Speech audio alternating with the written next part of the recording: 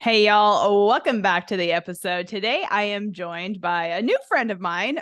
Mike Fata is joining me, and Mike has absolutely incredible story, and how we connected was through YPO. So I don't talk about YPO a ton on this podcast, but my husband's been a member of YPO for many years, and I was just jumping in one of the networking communities that YPO has. Mike and I connected, and he reached out about the podcast. I've done a little bit of research on Mike, and Mike, your story is pretty incredible, and I'm excited to have you here today. Yeah, appreciate that. And thanks for having me. Of course, absolutely. So, for those of you who don't know Mike, I'd love for you to kind of introduce yourself. I think your story is truly incredible, how you went from where you are to where you are today. So, I'd love for you to just kind of tell the audience a little bit about yourself, and then we can go from there. Yeah, I'm a Canadian. I grew up in Manitoba, right in the heart of the Midwest, and grew up with a single mom, and we were pretty poor. And for a number of reasons, I decided to leave school early, and so I never finished high school. I was a overweight, nerdy kid, and fell prey to fast food, and found myself when I was 18 years old weighing 300 pounds. And was just sick and tired all the time, and really unhappy. And so I decided one day to do something about it, and went on a weight loss journey, which turned into a full health journey, which led me to founding Manitoba Harvest, a health food company focusing on hemp seed and hemp seed foods. And then over the last 20 years, we grew that business to nine figures, and then had a couple successful exits. And now I'm in kind of Mike 2.0 phase.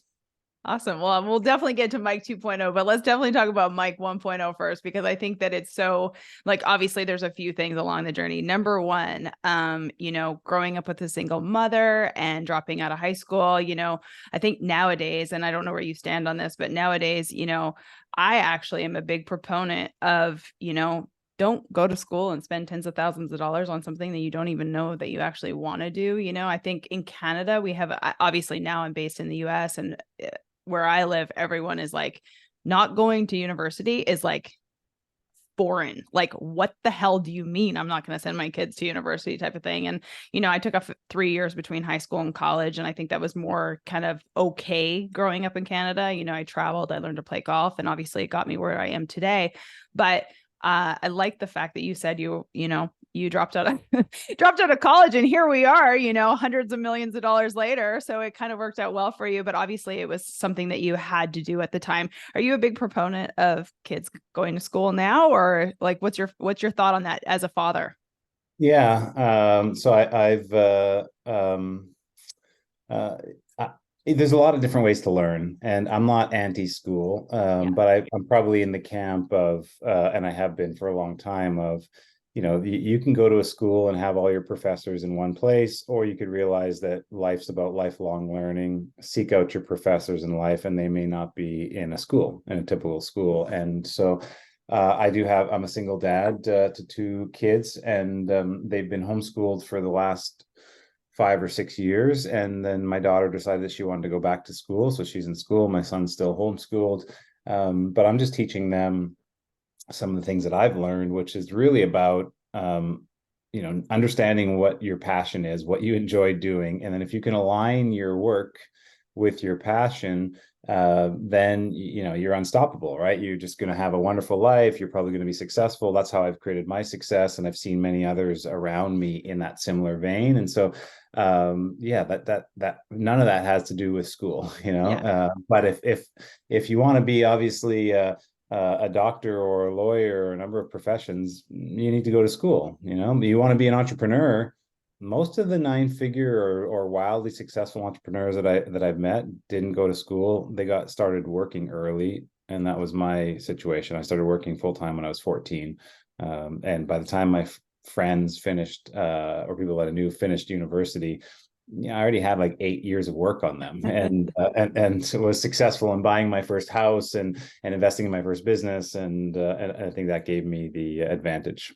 Yeah, absolutely. I completely agree. You're right. If you want to be a doctor or a lawyer, you got to go to school. But otherwise, I think that there's like the school of hard knocks. Something we'll get into is Mike's book, Grow.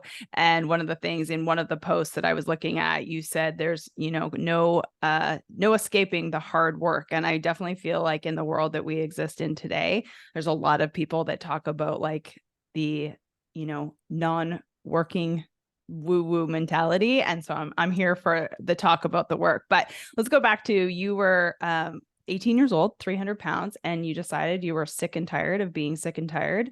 And you took that first step to getting healthy. And that obviously led to what you were super passionate about, which was, health and hemp and all of the things.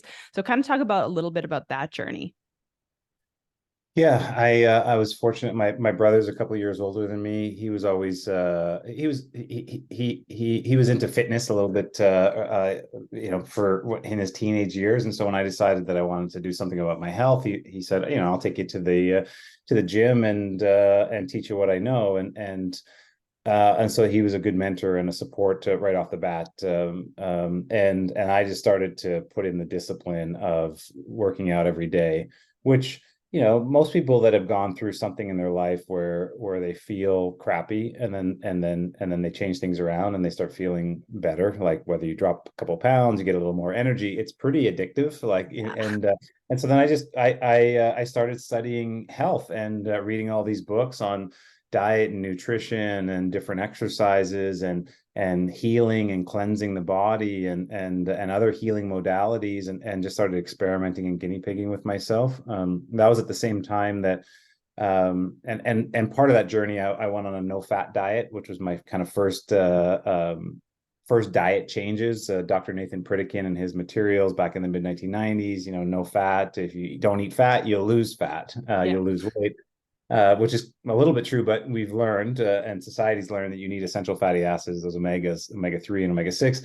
And so I went from a no-fat diet to learning about hemp and hemp seed, which is one of the best sources of essential fatty acids. And I thought, hey, and it was just becoming legal in Canada. And I thought this is that the world's going to change from the no-fat diet to understanding that you need fat, the right types of fat, because I did, and maybe other people are going to be confused, and that was the catalyst to starting Manitoba Harvest. And I knew nothing about business. I knew nothing about hemp and agriculture and food manufacturing and marketing. I just had a passion for health, and I was going down my health journey, and it aligned my personal interests with business interests, and I just started and worked my butt off.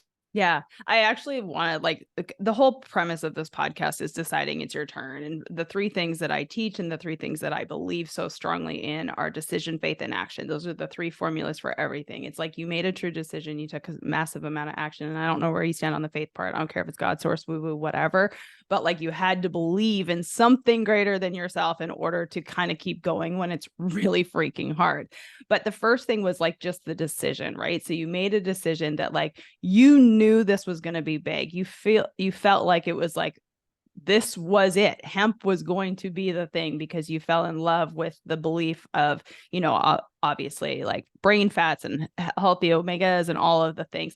How did you first start? Because I feel like everyone I've ever talked to, it's like, and tons of people nowadays, like, I mean, there's thousands and thousands of people listening to this that they have an idea. They're super, like, they're so excited about it. They think it's going to work. And yet they don't take any action on it because they, don't know if it's going to work or they don't know what the first step to take is. So, really, like, after you started to fall in love with the belief that, like, okay, hemp is going to be where it's at, like, I know I want to be a part of this. How did that first decision happen? Because I think that that's a big part that a lot of people are just like really scared to make. Yeah. I'm a big believer in repurposing with pride. So taking some example, if you Yeah. could take, and we're living in a world where there's all these examples. So, when I was a health food consumer, and I learned about good fats, I started taking flaxseed oil. And so when I got the idea and I fell in love with hemp, I thought, oh, okay, we'll just make a hemp seed oil that's like the flaxseed oil. So I was inspired by the products that were already on the health food store shelves, and that gave me the inspiration of and some people say like copying. It's not copying because it's a different product, but Yeah. that's why I love that repurposing an idea and with pride, like, hey, we're going to take the best of that. And my mom, who worked for Shoppers Drug Mart in Canada, which, you know, a big Yeah, I know drug, it. and so she was in retail, and she helped me with the understanding of, well, okay, after you make a product, like, how do you get it on the store shelves? Like, how does this whole buying relationship work with stores? And I started with the first health food store across the street from my mom's place, and convinced the store owner Marvin to buy hemp seed oil when he never wanted to do that in the first place. But I was a good customer of his, and so he kind of had no choice after I pestered him for a number of weeks. And I didn't have. I think if I look back, and here's the thing, like, following my passion, and I'm a big believer in people following their passion. If I went to school and I had an MBA and I knew all about business, would I have taken the risk to get into the hemp business in 1998? Probably not, because it would have looked like it was impossible. You know, it just didn't make business sense. Better off to start some other kind of Me Too kind of business. But I didn't have that, and I was just relying on, hey, I'm really into this. I like the product. I'm making it for myself first. And if I like it, then I just got to find the other people, and build community that are also going to enjoy it. Yeah, I love it. Before we hit record on this podcast, I was telling Mike that I was listening to his podcast, Founder to Mentor. You guys should definitely check it out. And he recently had Tara Bosch on the show, and she is the founder of Smart Sweets, which is now, like, $1 billion company. And she talked about very similar things. She started with Popeye supplements and I think Superstore or something, she said on your podcast. Funny enough, I actually know the founder of Popeye supplements. I played golf with him for years in Edmonton. But anyway, that's a side note. But that's exactly the same thing that she said she did to create, this other $1 billion company. She just picked 2 stores, and lucky enough, it went across the country. And so one of the things that she talked about was the fact that, like, it was a stroke of luck along the way. Obviously, I think it was Oprah's quote that said, when hard work meets opportunity, that's really luck. She had the stroke of, the founder, I think, of Whole Foods or something, catching a clip of her on Fox News or something. What were some of the, like, kind of quote unquote luck moments in your journey to creating this company? Yeah, yeah, I love that. Like, getting lucky, because I always use it in a sports analogy. You're like, hey, he got lucky and he scored a goal. Yeah, well, you got to be in front of the net. You got to have the puck on your stick, and you got to be shooting shots, right? Exactly. Lucky, but there was a number of things that just really aligned. Probably the biggest one was when we went into Costco. So 10 years into business, we were doing about $10 million in sales, and Costco phoned us and said, like, hey, we want to try the product out, but we were launching hemp milk at that time, and we want to put hemp milk into and give you guys a test to see if it sells well in Costco. And I said, well, hemp hearts was our flagship product. Like, no, we want to sell you hemp hearts. Okay, well, we'll do a test with hemp milk if you let us also test with hemp hearts. And so convinced them to do that. But it just so happened that right when that test was happening in the first couple of Costco stores in Winnipeg, Jim Sinegal, the founder of Costco, was in Winnipeg getting an award from the University of Manitoba. The Entrepreneurship Center there gives these international awards, and so they had this big gala celebration.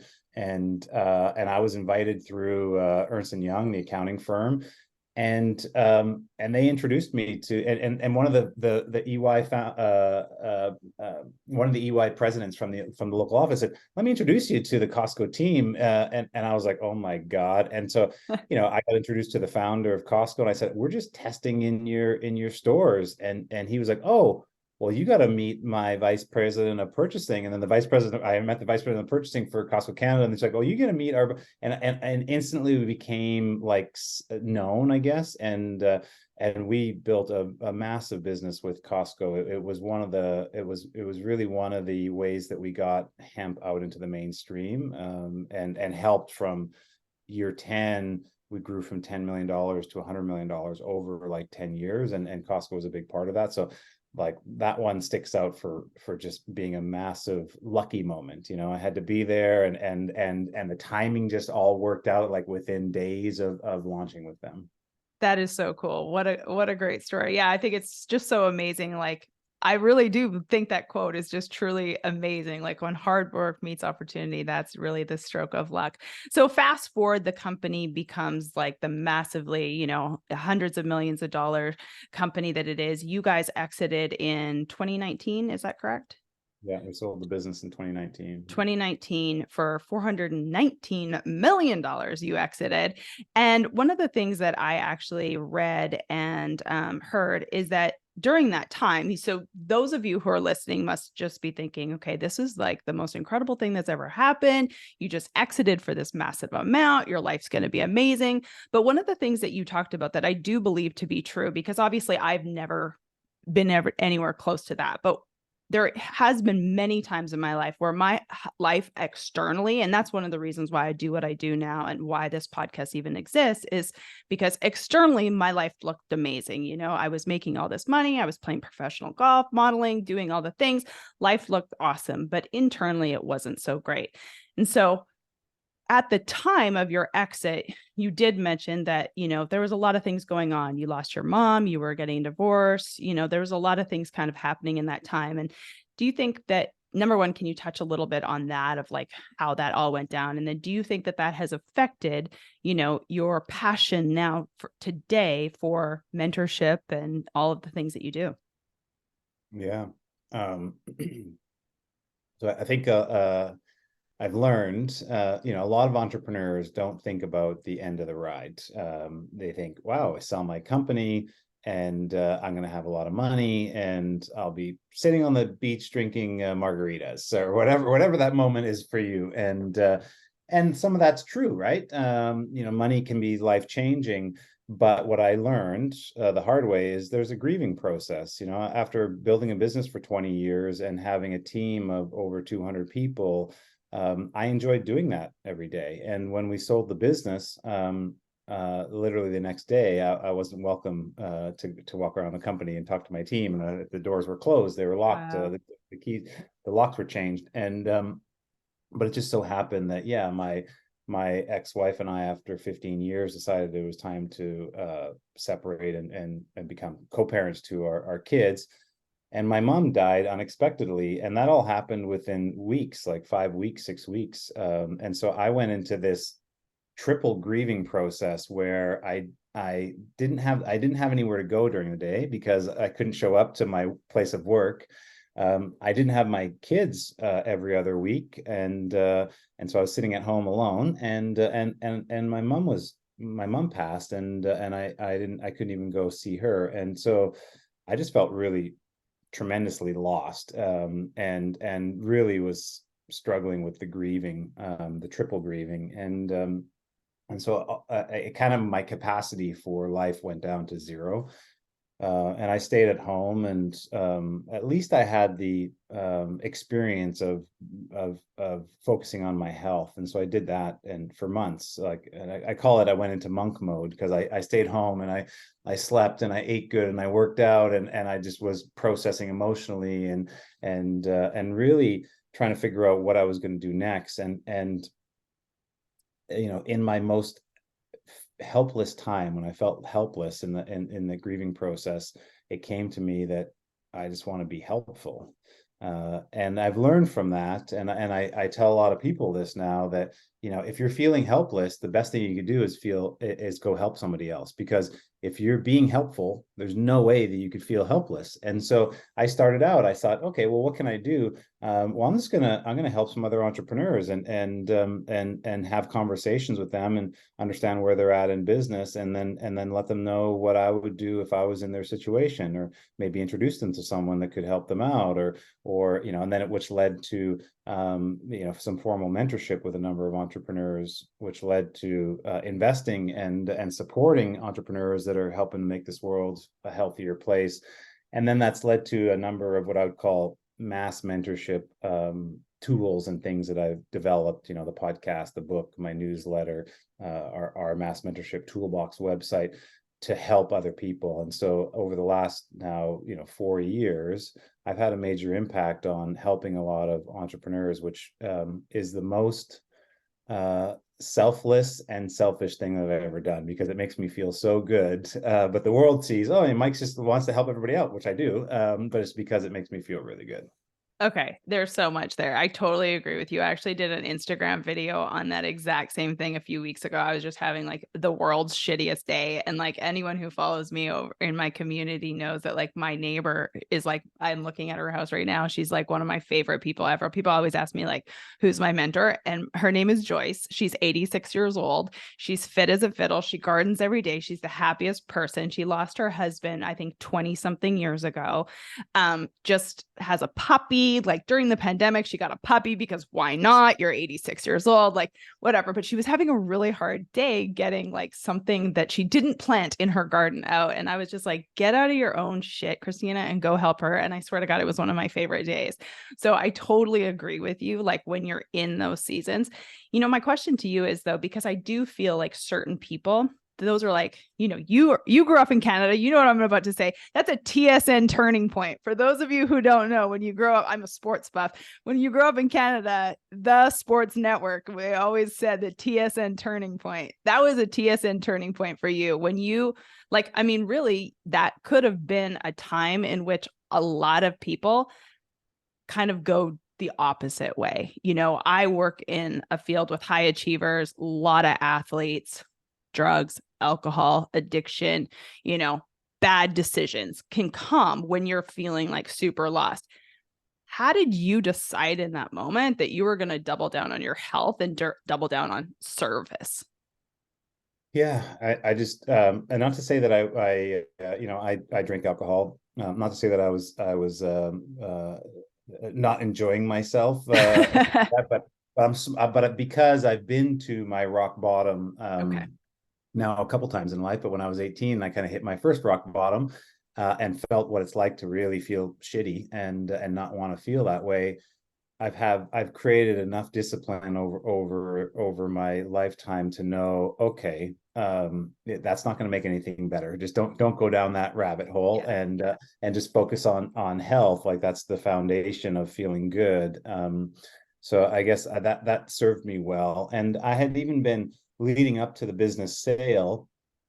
I had felt like, being in my mid 40s, maybe it was, people call it the midlife crisis. I was already thinking like, well, what's next for me if we do sell the business? I was trying to, I was experimenting with that. And so I was doing,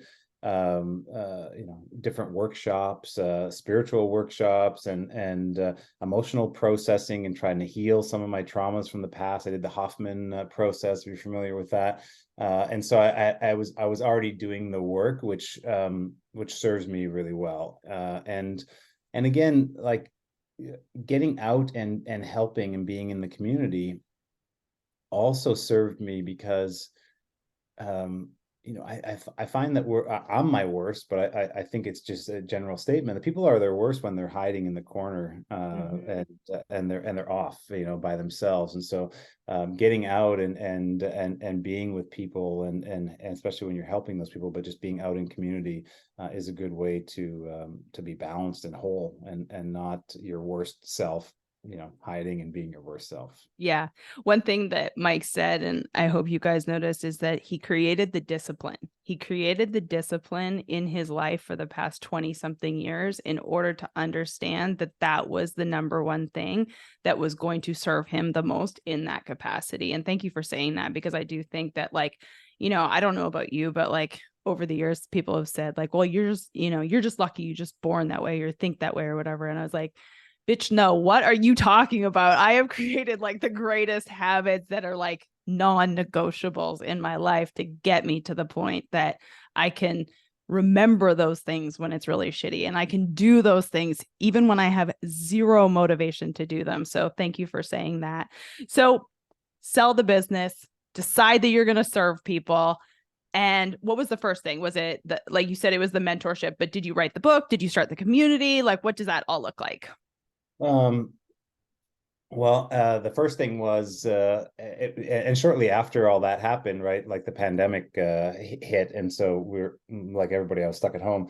But I was never into social media. Like we were into social media for the business, but I Yeah. personally wasn't because I wanted to hide away from it. But I had this draw to like share some of my thought leadership on social media. So that was first, and I'm very active on LinkedIn. Yeah.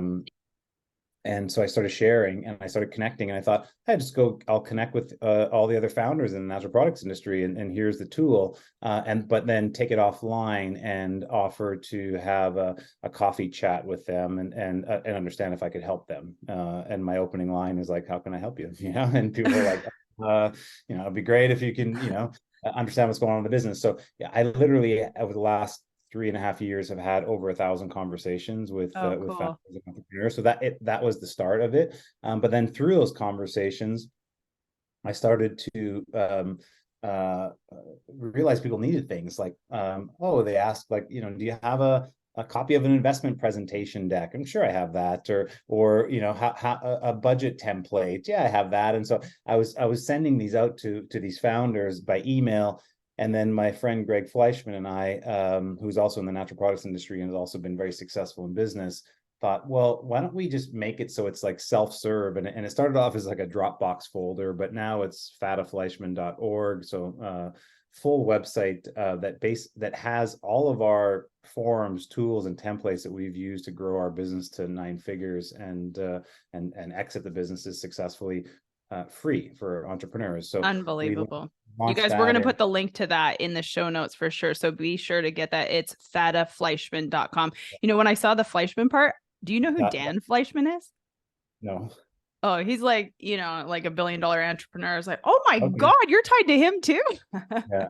Yeah, well, Greg Fleischman's been very successful. Multiple businesses grown to 9 figures and 9 figure exits in the natural Oh, product cool. space. But yeah, fatafleischman.org. And so we've had over 10,000 entrepreneurs access the toolbox. It's free. One of our things, because people charge for these things, like, oh yeah, so $99 a month, and you can access these different things to help your business. When I was like, no, entrepreneurs need that for free, and it's been written up in Forbes, and there's still thousands of entrepreneurs on the regular that are using it. So that was kind of my first I'll call mass mentorship give back, which is more one to many, because I can impact all these entrepreneurs that maybe I don't have a chance to connect with one by one. And then from there, I had all these I was like, oh, I have all these great relationships with world-class founders. I should have conversations with them, record them, and share them out in a podcast. And so that's how the Founder to Mentor podcast launched in it's been about 2 years now. And so I've had about 75 episodes of just people that have grown some incredible businesses, and like, what was their personal growth story? How did they do it? And be able to share that, so other entrepreneurs and people that are even aspiring entrepreneurs can learn from that. And I started writing the Unstoppable Entrepreneur newsletter, and the book has been on my to-do list for over a decade. It's almost right after I started the business, I realized, well, I'm a high school dropout turned entrepreneur that had this weight loss journey and turned it into a business. Like, that's pretty unique. And I've always found, like, I wanted to share that message because, so many people think that, and this is changing now, we talked about earlier, but so many people think that there's a conventional path for success. You got to have rich parents, you got to go to the Ivy League school, and so on and so on. But so many of us don't live like that. And so I want to be a voice for someone to say, you can change every aspect of your life. You can create success in your business or your career. You just have to do the hard work. You got to be focused. And what I like the term, you got to create your best day ever. And so finally put that to pen during the pen to paper during the pandemic, and grow 12 unconventional lessons for becoming an unstoppable entrepreneur, launched early this year in March. That's awesome. Congratulations. So cool. I will definitely be getting that. One of the things that you talked about, I don't know where I don't know if I listened to it on your podcast or read it on your social media or whatever, but you said that there's a big difference between, and I don't know the exact verbiage that you said, but it was something along the lines of like really learning how to be a CEO. And I think that that's something that a lot of people who start a business, and tell me if you feel like this is true, but a lot of people who start a business and have, even half the amount of success that you've had, find being a CEO is extremely difficult. My husband is in that position, started a company, 25 years ago, and basically now has grown it to 8 figures. And it is a learning to manage 200 people and be the CEO of that size of a business is something that, he's never done before. So what do you think are some of the best kind of tips or takeaways to being a great CEO? Yeah, I think I say I'm a born entrepreneur, but a made CEO. I was a Correct. born That's what you said. It was fantastic. Yeah. Sorry, I was a I forgot born, that. yeah, I was a born entrepreneur because, I grew up poor and I always was looking to wait, like, how do I make money and how That's do I, exactly my yeah, husband. Yep. yeah. But when learn that, it's one thing to be an entrepreneur and a founder and start growing a business. But yeah, when the business gets larger and you have a formalized team, you need to learn what being a good CEO it looks like, and then put those processes into your business. And it's a struggle, especially that part. I was never formally educated, and so I started reading books, every kind of book on personal development and on what makes a world-class CEO. Also, I'm a big believer in peer-to-peer mentorship, and so Absolutely. YPO, which we kind of started at the beginning of the episode, like, has been fundamental to my personal growth, understanding that all these other executives, especially if they're a founder that had to really turn into an executive, have these similar struggles. Like, how do you create culture in your business? How do you become a better leader? How do you strategically plan and bring everyone along with it? And so now, after 25 years of growing a business and going through kind of the full life cycle of the business, it's become more one of my expertise, and I became really passionate about governance. And although I don't look to operate a business, I'd rather support other entrepreneurs.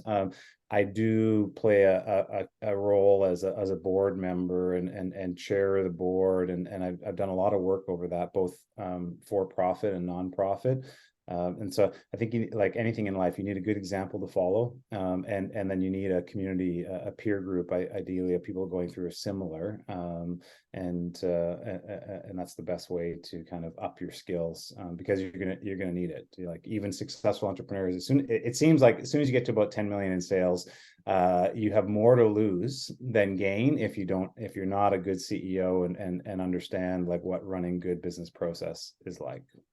This is a kind of I don't know if it's a random question or not, but did you become the CEO of that company, or did you hire out that position? Harvest Hemp I'm Foods. yeah, I maintained the CEO position until, so we had two transactions with the business. In 2015, we sold the majority of the company, so we got a private equity sponsor into the business. And then I acquired one of my friend's companies a year later, and then a year after that, I transitioned to the vice chair of the board, and we hired a CEO. But from zero to $100 million, I went through that journey, and Oh, I wow. just I it was it was constant learning for me, Yeah. and it was, and so I became a big fan and a big believer in continuous improvement in every aspect of life, which is kind of my personal brand now. It's like around grow, and growth, personal growth, professional growth. Everyone can do it. It's a lot of hard work.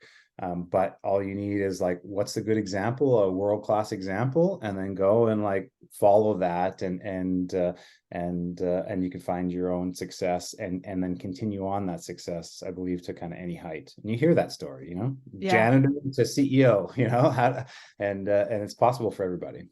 I think that that's so cool that you're saying that it's truly possible for everyone. And like Mike is an example, and you guys go find tens of thousands of examples. I have like 3 clients who are in their 20s, and they just are all so amazing to me because I'm like, oh my God, I didn't learn half the shit that you know now until I was in my 30s. But one of the things that one of my clients, she's young, she's like 27, and she's extremely successful in real estate. And for her, there's been a big gap in the belief that she can be as successful as she is. And I told her, I was like, go find anyone who's younger than you that is making 50 times as much as you and has like skyrocketed, because it's just proof that it exists. It's proof that it is possible. Because I think sometimes we feel like we're the only ones, or we feel like that upper limiting belief comes in. And so I love what you said there about like, find the people who have already done it. Like, it is so possible, no matter what your situation, a single mother, poor high school dropout, like Mike is proof it is possible. And there is someone out there. Go ahead. I know you want to say something. Yeah, no, the thing is that, and I kind of learned this in my 40s. I wish I learned it earlier, but I wish I learned all the shit earlier. like we're all going to experience imposter syndrome at every new aspect of growth in our life. It's just it's a feeling. It happens. It kind of it's the test of pushing through and the perseverance of something new. And I've seen it not only in myself, but in so many different other entrepreneurs and founders, but even people that worked with me, like promoting someone from a supervisor to a manager. And they literally would come in after and say like, I think I tricked you into thinking that I was good enough for a manager. I was like, no, you're good enough. And you're like, that doesn't mean you're perfect. You got to jump in and learn and continue to grow. But like, that imposter syndrome feeling is real in all of us. I'm a big believer of like, fake it till you make it. Like, believe you could do something, get some great example of what that looks like, and just go in there and try to replicate that. But you have to combat those feelings of like, I'm not good enough, and people are going to think like I'm going to get exposed to like I can't do this. And I even felt it as I transitioned I was into like literally about to ask you that question, because I want everyone to hear Mike sold his company for 419 million, and then he becomes like a mentor to someone. Did you or did you not have that feeling when you went from founder to 100%, mentor? 100%. I thought, well, two things, so I'm fortunate that I've had 3 9-figure exits, two in Manitoba Harvest. We sold majority first, and then we had the $419 million exit. But then one of my first portfolio companies that I invested in and chaired the board, we found success, and we had a $125 million sale of the company last year in pretty quick, short order. It was like 3.5 years. But when I left Manitoba Harvest, I thought, oh, my worst fear. Yeah, I've had success in business, but I'm never going to be able to do that again. And then when I did it again, I was like, oh, okay. That was just a feeling. But then I got into mentorship, and I thought to myself, and I would literally be on calls, and in the back of my head, I'm like, who am I to say that I'm a mentor? And like, I'm putting out that I'm a mentor, and what I know things about business, and I had to calm that. And the way that I did it was just say, listen, I don't have to be any certain way. I'm putting so much love into this. All I have to do is really take the time to understand what the founder or entrepreneur is going through, where they're at in their business cycle. I have a lot of experience there that I can relate to it, and just let them know what I would do if I was in their situation.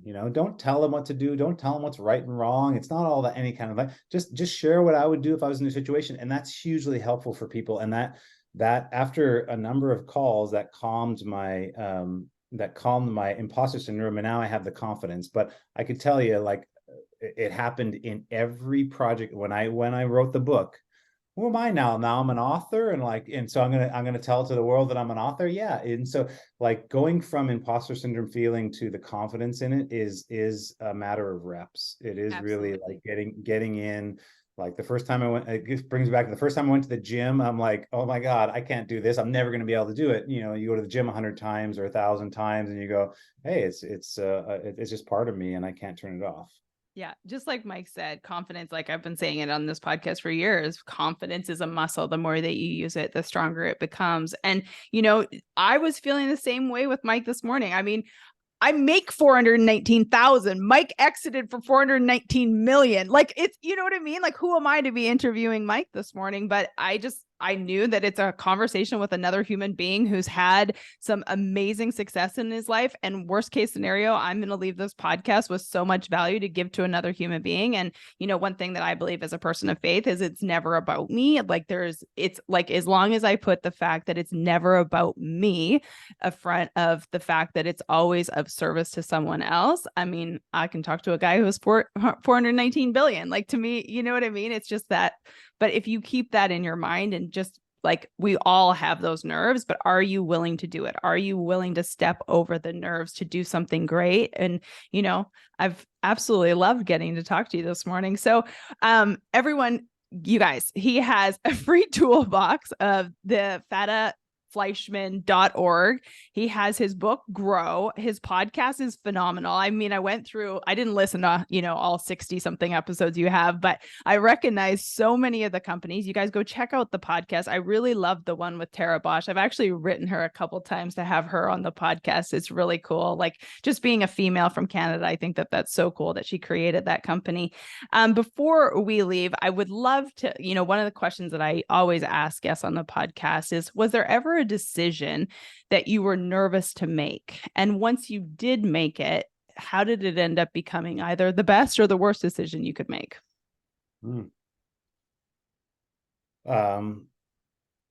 Yeah, well, probably the biggest one that came to mind is really putting myself out there. I talked a little bit about, like, I wasn't into social media. I was a little bit scared to like put myself out there to the world. And it was a focused decision saying, I'm going to do this. And what I realized after the fact was it was a multitude of things. And I think others will get this as well.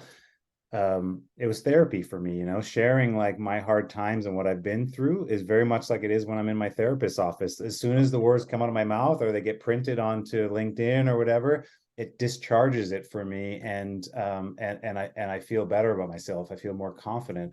But at the same time, this inpouring of all of these people that say, like, my message is helpful for them. And, it's twofold then.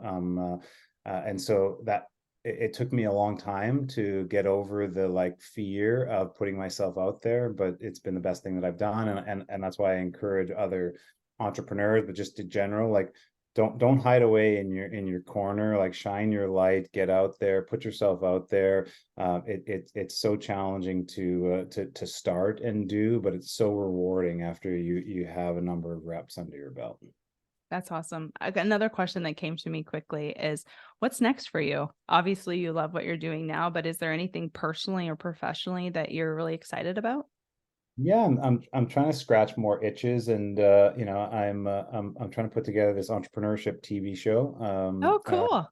It'll be live on social media to start, and Momentum Makers is the show, and just helping other founders. So kind of the lens for me, because I'm still a recovering entrepreneur, so I'm not fit to run a business. I don't know if that'll ever happen again, but I do like supporting entrepreneurs, and I have a portfolio of companies. But for the rest of founders that I support and help out, like, what's different ways that I can do that, and so I have these itches. The next one is that show, and we're right in the middle of putting it all together.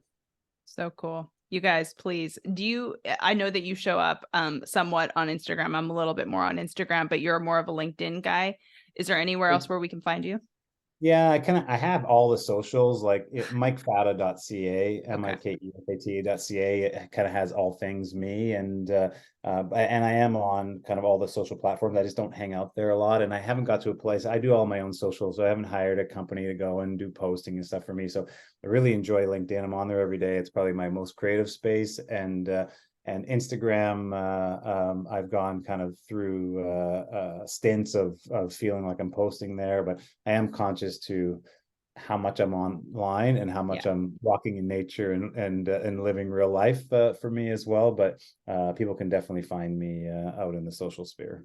I love it. Absolutely. Well, I walk every day too. I mean, my God, you have to be outside. You have to breathe that air. And dear God, if you don't, I'm a psycho person. So thanks so much for being here. It has been such a pleasure. Thank you so much. And you guys be sure to go follow Mike on all of the social platforms. Go follow him. Go listen to his podcast. Fantastic. Founder to Mentor.